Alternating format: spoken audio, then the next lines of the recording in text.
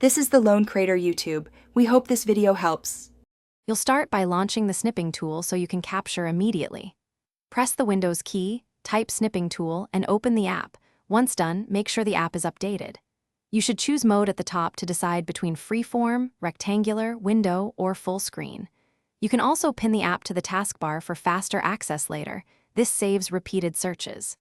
Now select New to begin a new capture, and prepare your screen content for the shot. Once you've clicked New, perform the capture using the mode you selected so you get exactly what you need.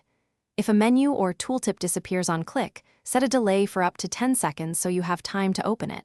Then start the snip.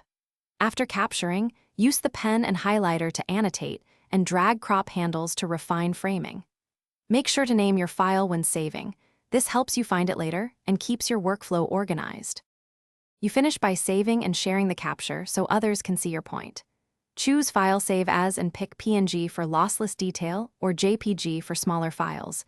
You can also click Copy and paste straight into a document or chat. If you need to send multiple images, attach them to an email or use your cloud drive. If the Snipping Tool isn't available, open Settings to add optional features or use Snip and Sketch as an alternative. This resolves most missing app issues. Thanks for watching. Consider subscribing if we helped you.